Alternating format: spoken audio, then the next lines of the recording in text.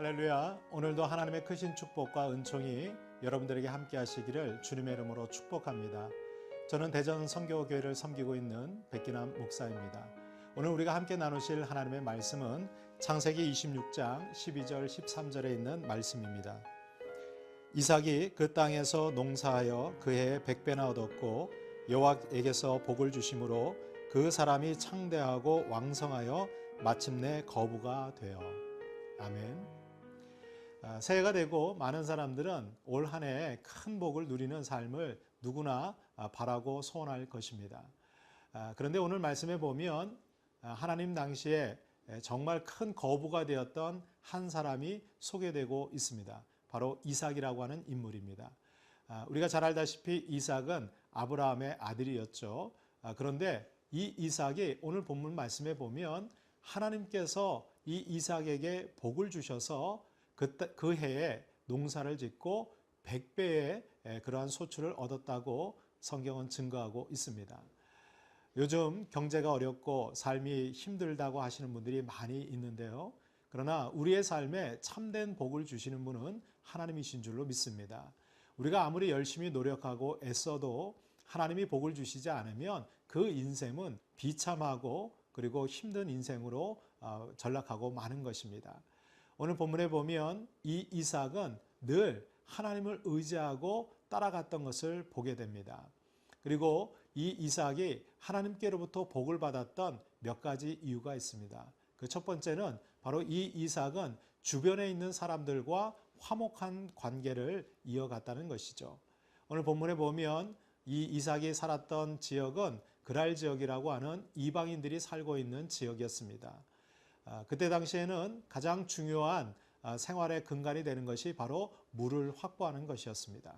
그런데 이삭이 가는 곳곳마다 우물을 팔 때 그곳에서 물이 나오게 됩니다.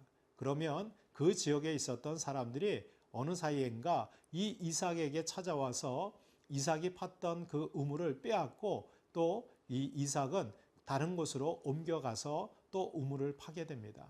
그런데 이 일이 계속해서 몇 번이고 반복이 되게 됩니다.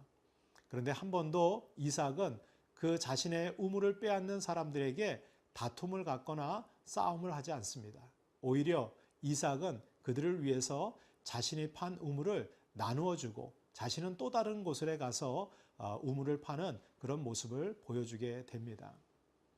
세상 속에서 우리 그리스도인의 삶은 바로 이 이삭과 같이 우리가 주님의 은혜 가운데 늘 베풀고 나누는 삶을 살 때 하나님께서는 그 인생에게 복을 주시는 것입니다.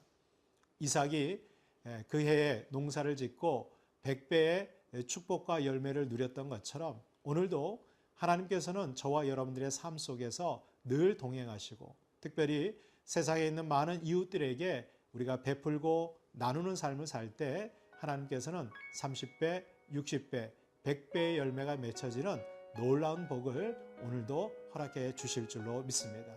올 한 해 하나님의 복을 누리는 여러분들 되시기를 주님의 이름으로 축복합니다.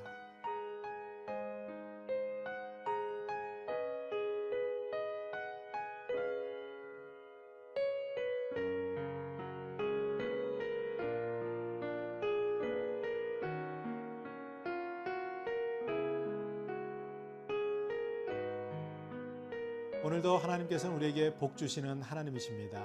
하나님은 누구에게 복을 주실까요? 이삭과 같이 많은 사람들에게 베풀고 나누고 그리고 하나님 앞에 열심으로 순종하는 자들에게 오늘도 하나님께서는 30배, 60배, 100배의 열매를 허락해 주실 것입니다. 축복의 근원이 되는 여러분들 되시기를 주님의 이름으로 축원합니다.